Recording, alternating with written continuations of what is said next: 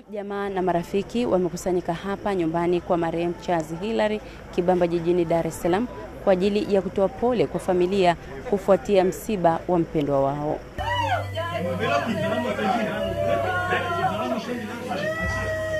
Vilio, simanzi na majonzi vimetawala wakati wa mwili marehemu Charles Hilary ukifikishwa nyumbani kwake Kibamba kutoka katika hospitali ya taifa Muhimbili Mloganzila.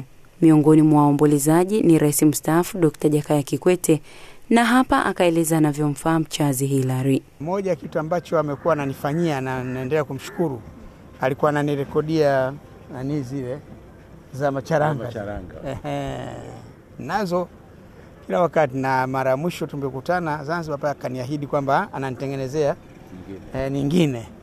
Lakini sasa ndio sina wa kumuuliza kama alishai kutengeneza ama kutengeneza. Ni mtu mzuri, alikuwa mtu mzuri, mtu mcheshi sana. Mimi sijui kama kuna mtu atagombana na Charles kwa jambo gani. Alikuwa mtu mwema sana. Kwa hiyo tumesikitika tu kwamba tumepoteza mwandishi habari nguli kabisa. Wakati wa uhai wake Charles Hilary alifanya kazi katika vyombo mbalimbali vya habari. Azam Media tunakumbuka miongoni mwa watu waliochangia sisi kupata maarufu mkubwa kama taasisi. Wakati tunaanza hatukubaliki sana na Watanzania wengi, Charles ni miongoni mwao.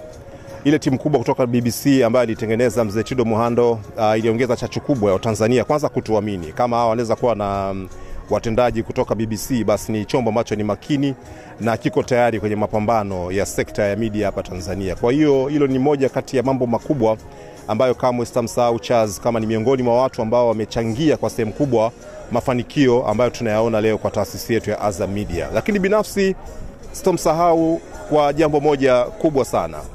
Charles alikuwa ni muumini wa lugha ya Kiswahili. Hakupenda Kiswahili kiharibiwe. Charles Hilary hakuwa mchoyo wa kutoa ujuzi alionao kwa watu mbalimbali. Dhamira yake ambayo ilikuwa haiishi ya kutaka kuwaelekeza wenzake kile anachokifahamu, sababu alikata kwenye taaluma miaka mingi. Kwa hivyo alikuwa ni mwepesi wa kutaka wenzake pia wafanye kwa ubora ambao yeye alikuwa na utarajia kwa miaka yote aliyofanya kazi. Charles alikuwa milango yake iko wazi kwa mtu yoyote ambaye alikuwa anataka elimu ama kuchota busara zake na ujuzi wake. Kwa Charles alikuwa anatuvutia hata sisi wakati tunacheza mpira.